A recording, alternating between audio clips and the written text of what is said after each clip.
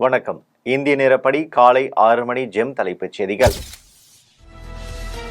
2015 செயற்கை வெள்ளத்தில் சென்னையை மிதக்க விட்டது போல நாம் செய்யல. வானிலை கணிப்புகளை விட மிக அதிக அளவு மழை பெய்தது. உரிய முன்னெச்சரிக்கை நடவடிக்கைகள் எடுத்ததால் தான் உயிரிழப்புகள் பெரிதும் ஏற்படவில்லை என முதலமைச்சர் பேச்சு. வன்முறையால் பாதிக்கப்பட்டவர்களை சந்திக்க உத்தரப்பிரதேசத்தின் சம்பல் பகுதிக்கு காங்கிரஸ் மூத்த தலைவர் ராகுல் பிரியங்கா பயணம். காசிப்பூர் எல்லையில் இருவரையும் காவல்துறையினர் தடுத்து நிறுத்தினர்.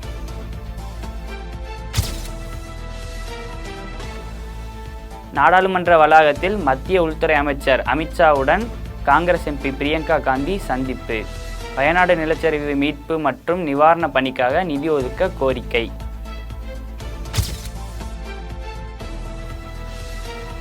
புயல் பாதிப்புகளை முழுமையாக கணக்கெடுத்த பின் நிவாரணம் தருவது பற்றி அரசு முடிவெடுக்கும் என்று புதுச்சேரி முதல்வர் ரங்கசாமி உறுதி. மத்திய குழு புதுச்சேரிக்கு வந்து புயல் சேதத்தை ஆய்வு செய்ய வேண்டும் என்று கோரிக்கை.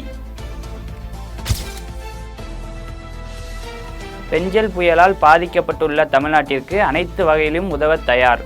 கேரள முதலமைச்சர் பினராயி விஜயன் உறுதி. மராட்டிய மாநிலத்தின் துணை முதலமைச்சராக அஜித் பவார் பதவியேற்பார் என தேவேந்திர பட்னாவிஸ் அறிவிப்பு. அமைச்சரவையில் ஏக்நாத் சிண்டேவும் இடம்பெற வேண்டும் என்று விரும்புவதாகவும் பேச்சு. பெஞ்சல் புயல் நிவாரணம் மற்றும் மீட்பு பணிகளுக்கு நடிகர் சிவகார்த்திகேயன் நிதி உதவி. துணை முதலமைச்சர் உதயநிதி ஸ்டாலினிடம் சிவகார்த்திகேயன் காசோலையை வழங்கினார். கல்வி மிகப்பெரிய ஆயுதம். படித்துவிட்டு எங்கே சென்றாலும் நமது நாட்டிற்கு என்ன செய்கிறோம் என்பதுதான் முக்கியம். மாணவர்களுக்கு கல்வி உதவித்தொகை வழங்கும் நிகழ்ச்சியில் அமைச்சர் அன்பில் மகேஷ் பேச்சு. வெள்ள பாதிப்பு நேரத்திலும் சிலர் அரசியல் செய்து வருவதாக முதலமைச்சர் மு க ஸ்டாலின் கண்டனம்.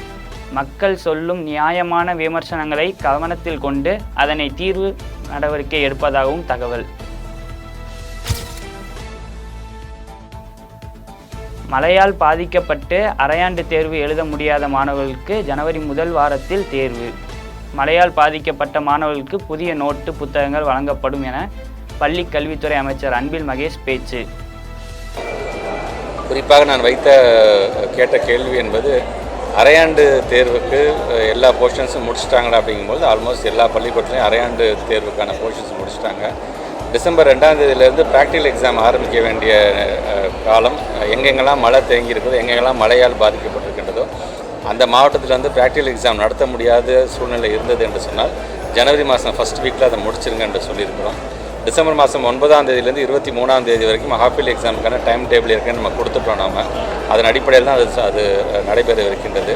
எங்கெல்லாம் பாதிக்கப்பட்டிருக்கின்றதோ, எந்தெந்த மாவட்டத்திலும் அதிகமான பாதிப்பு இருக்கின்றது, அரையாண்டு தேர்வு எழுத முடியாத சூழ்நிலை இருக்கின்றதோ, எந்தெந்த தேர்வுக்கு அவர்களால் வர முடியாமல் இருக்கின்றது, 9ஆம் தேதி கூட நார்மல் நிலைமை ஆயிடுச்சு அப்படின்னு சொன்னால் அது அந்தந்த பள்ளியை சந்திக்கின்ற ஹெச்எம்ஸ் மூலமாகவே அந்த பள்ளிக்கூடத்துக்கு அந்த தேர்வு நடத்தலாமா வேண்டாமா என்பது உறுதி செய்யப்படும்.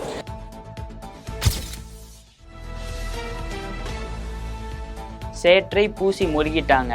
அரசாங்கம் மற்றவர்கள் மீது சேற்றை வீசியதால் மக்கள் அமைச்சர் மீது வீசியிருக்கிறார்கள். வீட்டில் உட்கார்ந்து நிவாரணம் கொடுப்பது தவறு. விஜயையும் வார்த்தையால் தாக்கிய தமிழிசை.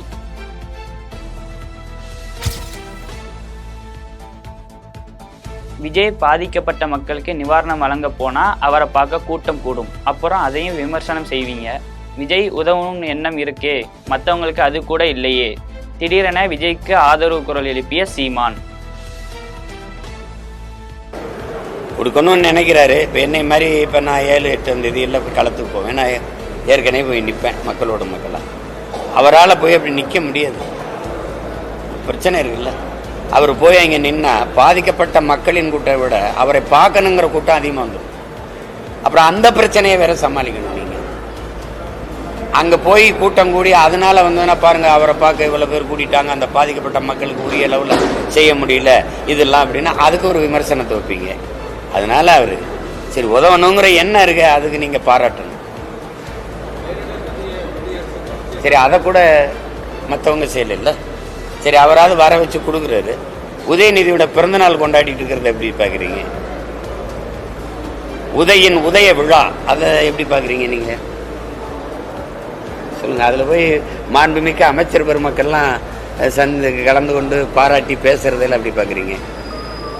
அவங்க தாத்தா நாங்கள் செத்து ஈழத்தில் விழும்போது ஒரு தெருவில் பறையோசை கேட்கும்போது, சாவுப்பறை கேட்கும்போது இன்னொரு தெருவில் மங்கள ஒளியும் கேட்டிருக்கிறது அப்படின்னு நினச்சிக்கிறதா? அதே இதுக்கு பொருத்திக்கிறதா எப்படி?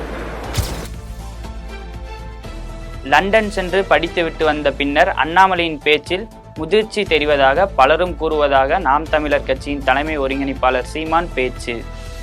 திருப்பூரில் பேட்டியளித்த அவர், தமிழ்நாட்டில் நிறைய பேரை அண்ணாமலை சென்ற அதே இடத்திற்கு அனுப்பி படிக்க வைத்தால் நன்றாக இருக்கும் என்றும் பேச்சு.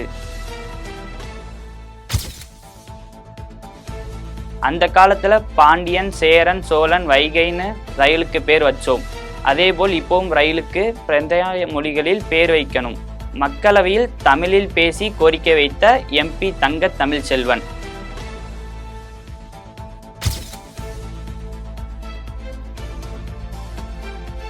தமிழக இளைஞர்களிடம் பக்தி அதிகமாக உள்ளது. பிரதமர் மோடியின் ஆட்சியில் உலக நாடுகள் இந்தியாவை பார்த்து மிரளுகிறது. மதுரை ஆதித்தனம் பேட்டி. சுத்திகரிக்கப்பட்ட குடிநீர் மினரல் வாட்டரை அதிக ஆபத்துள்ள உணவு பிரிவில் வகைப்படுத்தி கடுமையான பரிசோதனைகளை கட்டாயம் செய்ய வேண்டும். இந்திய உணவு பாதுகாப்பு ஆணையம் அறிவிப்பு. செயல்படாத வங்கி கணக்குகளின் எண்ணிக்கையை குறைக்க விரைந்து நடவடிக்கை எடுக்க வங்கிகளுக்கு ரிசர்வ் வங்கி உத்தரவு. காலாண்டுக்கு ஒரு முறை கணக்குகளின் விவரங்களை தாக்கல் செய்ய வேண்டும் என்றும் கட்டளை. என்னால் முடிஞ்சதை கொடுக்கிறேன், மனநிறைவா இருக்கு, எனக்கு அது போதும். வெள்ளத்தை வீடியோ எடுத்து அனுப்பி உதவி கேட்டதால் உடனே ஓடி வந்து உதவிய பாலா.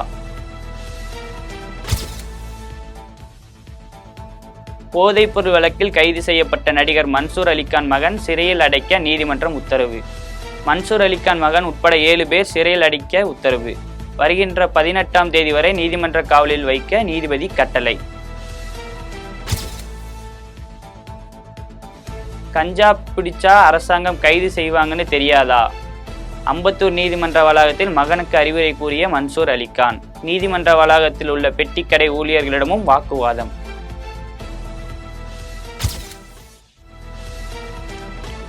விழுப்புரம் மாவட்டத்தில் இன்று பள்ளி கல்லூரிகளுக்கு விடுமுறை.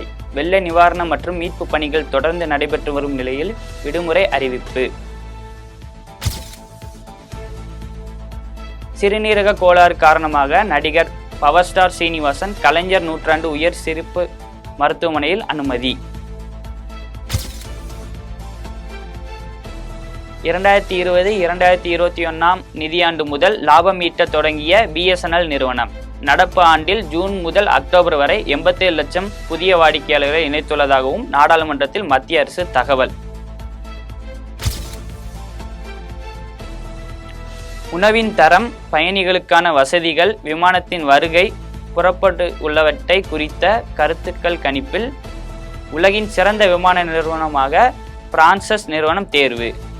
பட்டியலில் 103வது இடத்தை பிடித்து உலகின் மிக மோசமான விமான நிலையங்களில் ஒன்றாக தேர்வானது இண்டிகோ விமான நிறுவனம். தமிழகத்தில் நீலகிரி தவிர அனைத்து மாவட்டங்களிலும் நிலத்தடி நீர்மட்டம் உயர்ந்துள்ளதாக பொதுப்பணித்துறை தகவல். அக்டோபர் மாதத்தை காட்டிலும் நவம்பர் மாதத்தில் நீர்மட்டம் கணிசமாக உயர்ந்துள்ளதாக அறிக்கை. நாடு முழுவதும் 59,000 வாட்ஸ்அப் மற்றும் 1700 ஸ்கை கணக்குகளை முடக்கியது மத்திய அரசு. டிஜிட்டல் மற்றும் ஆன்லைன் மோசடிகளுக்கு பயன்படுத்தப்பட்டதால் நடவடிக்கை. அமெரிக்க தலைநகரில் விடுமுறை சீசனையொட்டி வெள்ளை மாளிகை அருகே திறக்கப்பட்ட கிறிஸ்துமஸ் மரம். அலாஸ்கா மாகாணத்தில் இருந்து 7500 கிலோமீட்டர் பயணித்து கொண்டு வரப்பட்ட மரத்திற்கு சிறப்பு அலங்காரம். ரஷ்யாவின் வடகிழக்கு பகுதியின் வானில் தென்பட்ட எரிக்கல். நெருப்பு பந்து போல் காணப்பட்டதாக ஐரோப்பிய யூனியன் வானிலை ஆய்வு மையம் தகவல். PSLV C-59 ராக்கெட் ஏவுவதை இன்று ஒத்திவைத்தது இஸ்ரோ. கடைசி நேரத்தில் கண்டறியப்பட்ட தொழில்நுட்ப கோளாறால் ஏவுதல் தள்ளிவைப்பு. நெட்ஃபிளிக்ஸில் 5.1 மில்லியன் பார்வையாளர்களை கடந்து அதிகம் பார்க்கப்பட்ட தென்னிந்திய திரைப்படம் என்ற புகழை பெற்றது லக்கி பாஸ்கர் திரைப்படம்.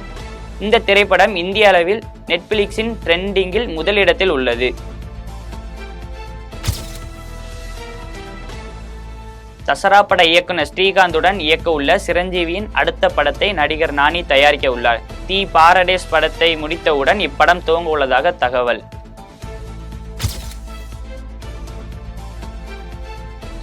உலகம் முழுவதும் இன்று வெளியாகிறது அல்லு அர்ஜுன், பகத் பர்சித் நடித்துள்ள புஷ்பா 2.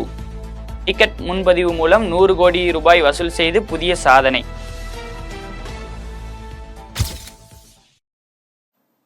இத்துடன் ஜெம் செய்திகள் நிறைவடைகின்றன. மீண்டும் ஜெம் செய்திகள் காலை 8:30 மணிக்கு. உடனுக்குடன் செய்திகளை காண GemLive.tv என்ற இணையதளத்தில் இணைந்திருங்கள். நன்றி, வணக்கம்.